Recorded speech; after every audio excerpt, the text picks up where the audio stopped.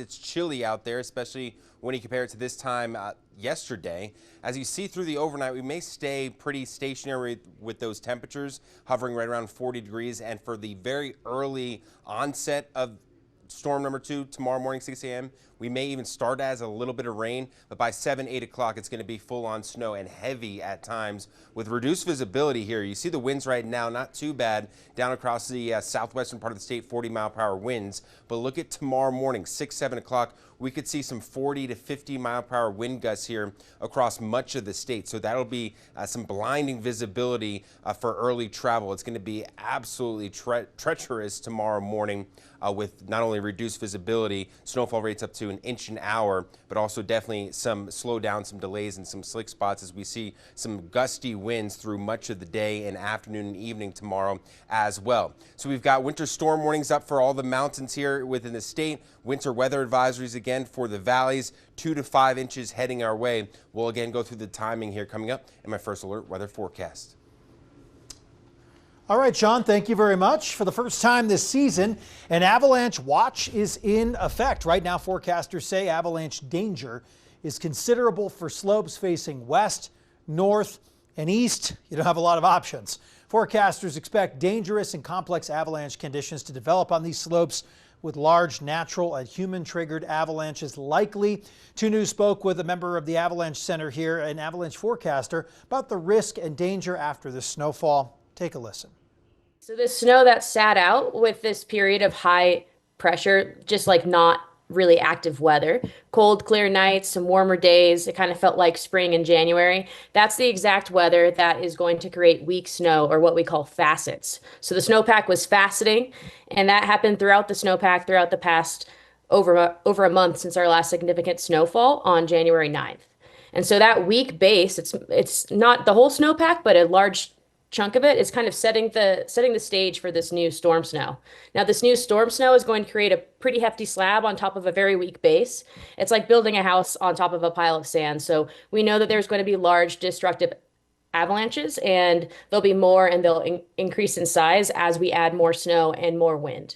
As this happens, there's going to likely be an increase in avalanche hazard, and we're probably going to see high avalanche danger tomorrow. And what that means is that natural avalanches will be likely. That being said, we're all excited about the new snow, myself included. And there are ways to stay out of avalanche terrain, out from underneath avalanche terrain, and still recreate.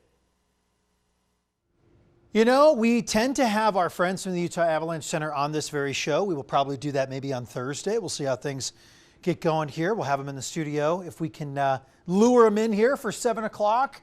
Forecasters are advising anyone heading to the mountains to avoid traveling on or underneath steep terrain. That means a certain slope dimension there. What is it, 35 degrees, something in that general slope range. It can be dicey if you're getting some of those steep slopes and difficult terrain. Avoid traveling in the backcountry alone. We've all heard the horror stories of what happens with that, and unfortunately that is what makes the news.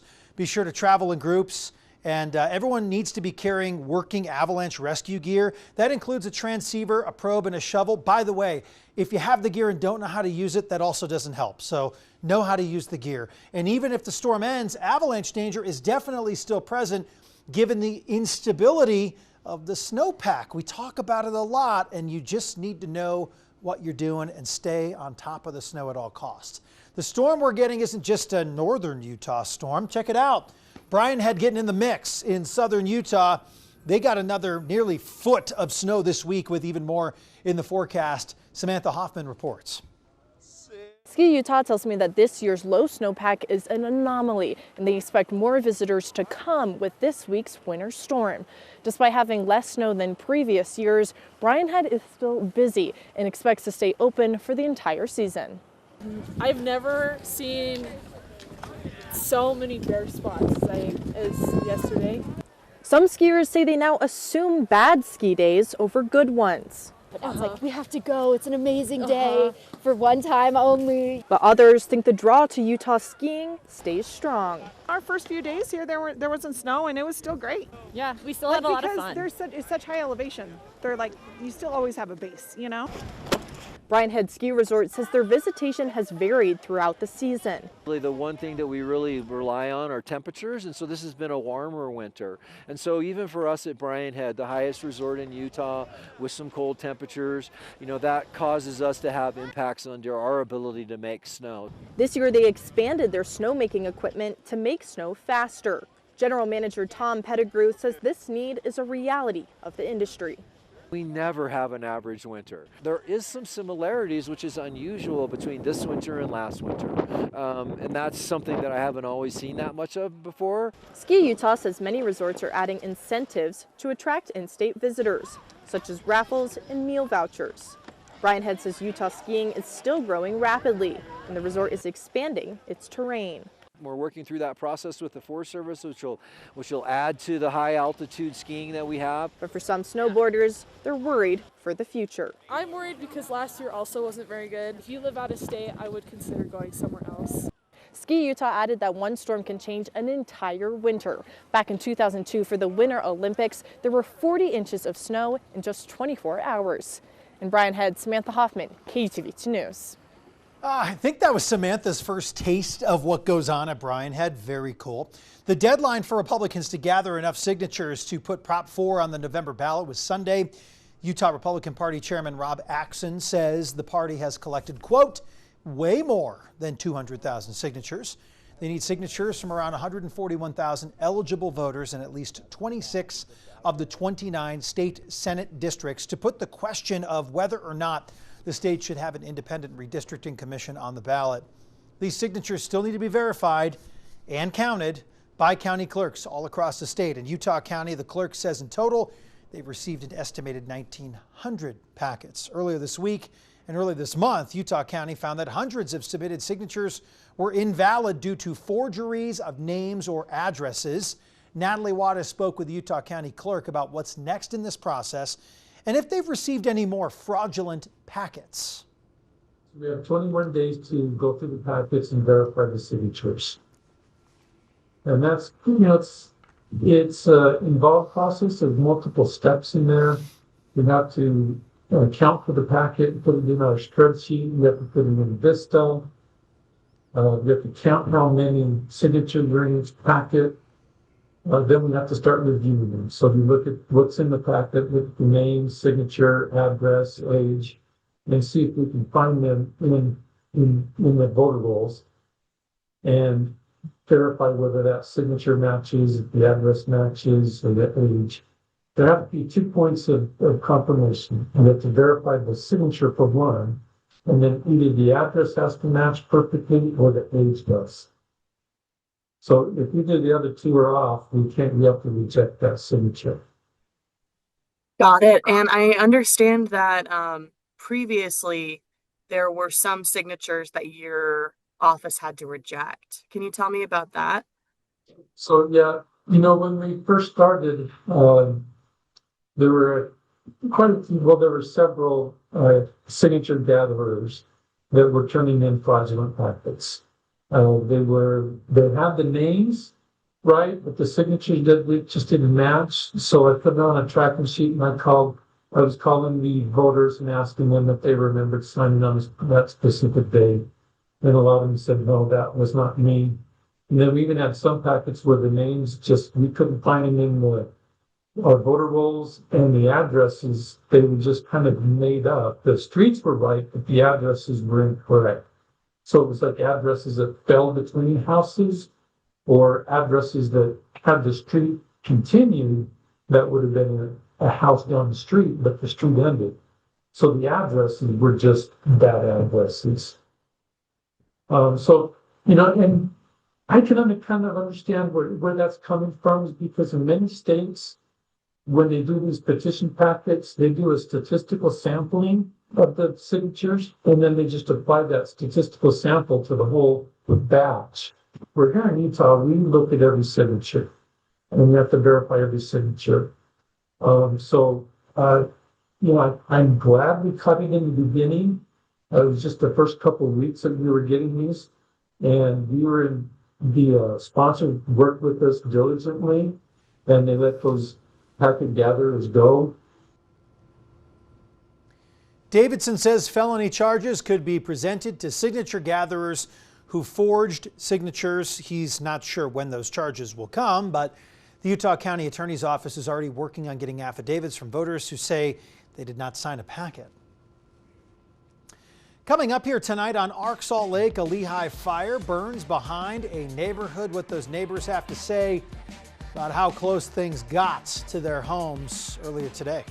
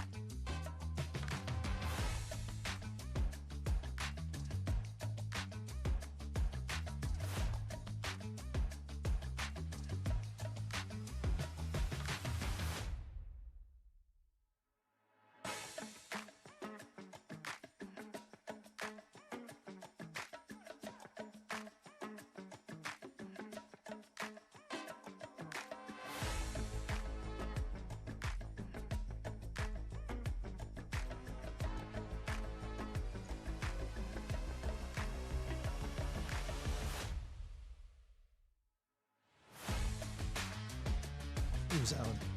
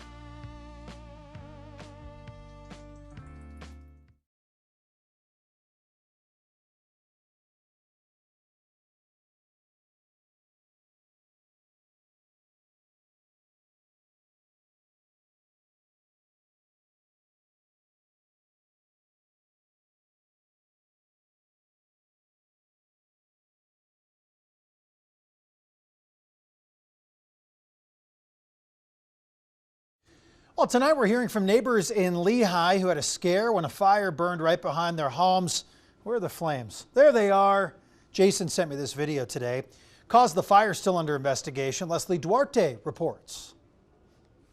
It's just scary anytime fire starts coming towards your house. David Anderson says the fire behind his neighborhood came close. It moved across the whole field really fast. This is video of the flames right behind a house. The fire department showed up, started spraying down all of the side parts and, saved all the houses. Lehi Fire Department says the fire started just before 10 a.m. in the bushes of the Jordan Valley River Trail. How big did the fire get? At one time we had about 15 to 20 foot flame lengths.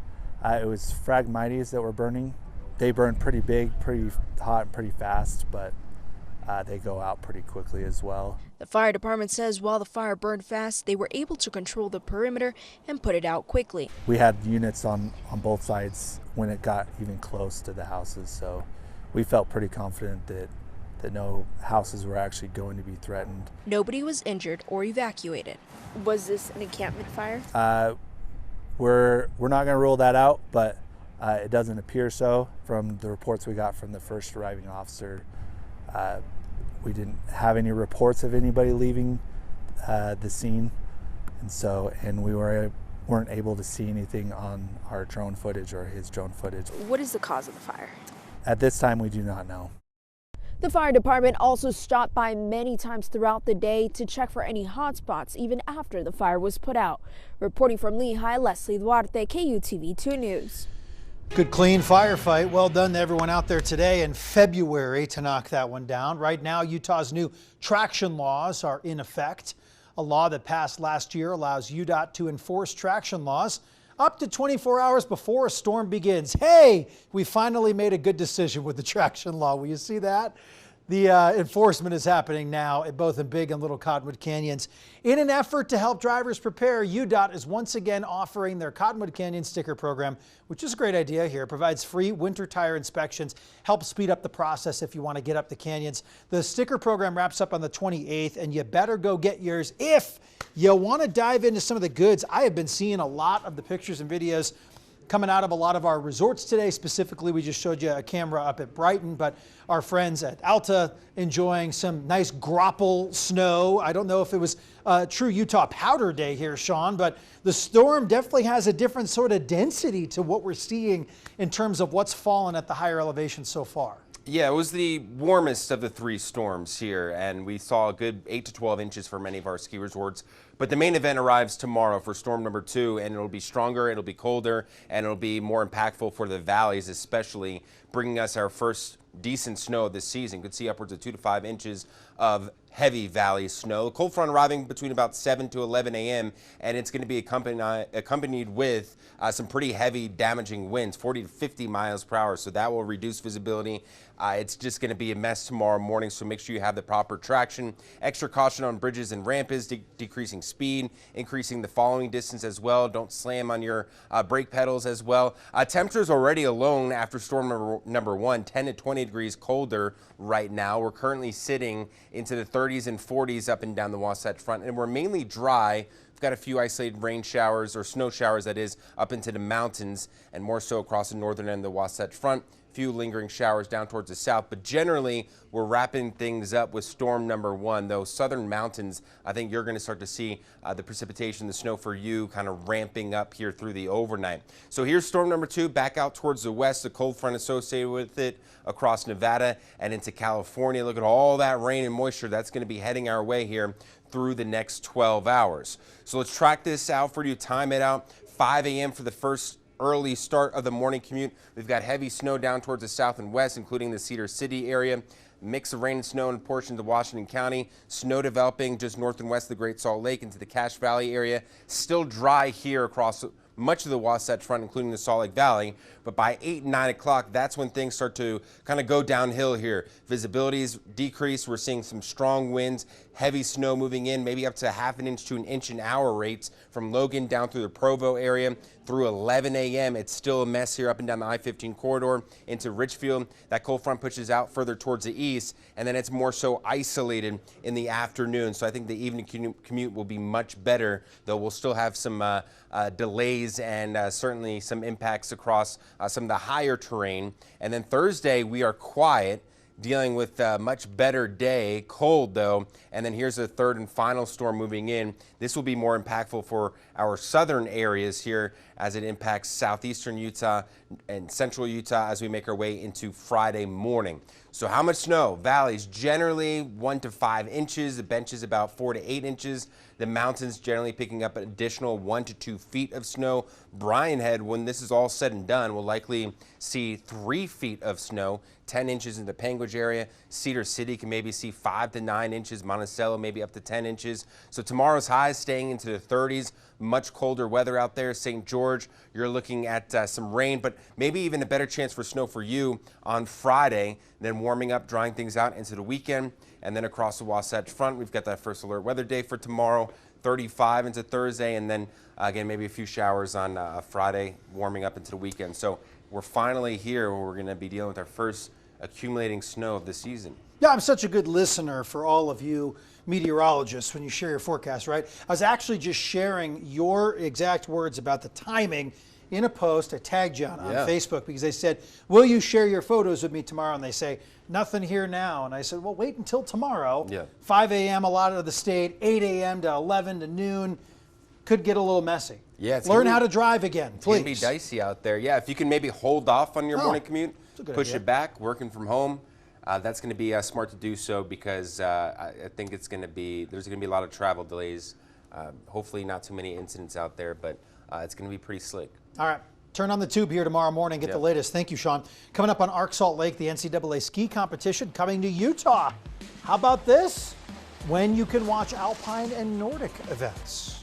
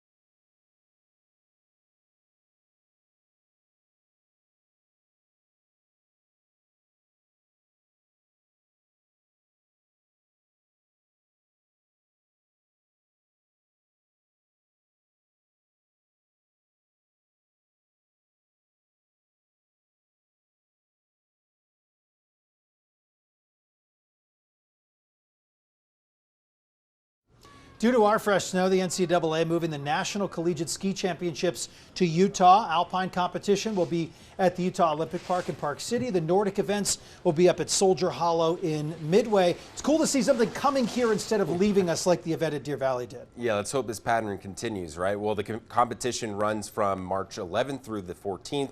Originally, these competitions were supposed to happen in Montana, but insufficient snowfall made it impossible to have the competitions there. We'll take it here from Trent Parker. Have a good night. We'll see you tomorrow at 7.